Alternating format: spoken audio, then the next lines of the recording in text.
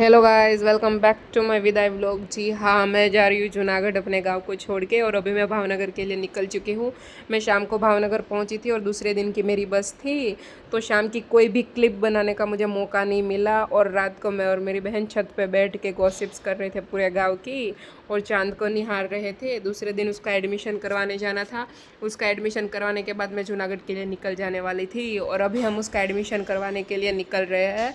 और जब से भावनगर में ई बस शुरू हुई थी, मुझे ऐसा था मुझे एक बार तो इस बस में बैठना ही बैठना है, और मुझे बैठने का मौका मिल गया तो मैं बहुत ज़्यादा खुश थी। यहाँ से हम उसका एडमिशन करवाने के लिए गए, पर वहाँ की भी मैं क्लिप नहीं बना पाई क्योंकि वहाँ पर सब बहुत हेक्टिक था, जल्दी जल्दी हो रहा था इस वजह से।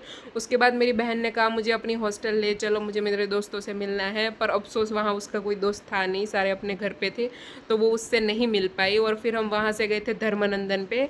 और भावनगर वालों को तो पता ही है धर्मनंदन मतलब क्या है और हम क्या खा रहे हैं, आप कमेंट में बताना अगर आपको पता है। और फिर मैं पहुंच चुकी थी बस स्टैंड। बस स्टैंड पहुँच के मैं बैठी हुई थी, अपनी बस का इंतज़ार कर रही थी, और मैं एक ही दुआ कर रही थी कि बस आज के दिन छाँव हो, धूप इतनी ज़्यादा ना हो। और मैं बैठ चुकी हूँ अपनी विंडो सीट पे। विंडो सीट के अलावा कहीं बैठने में मुझे मौत आती है सीरियसली।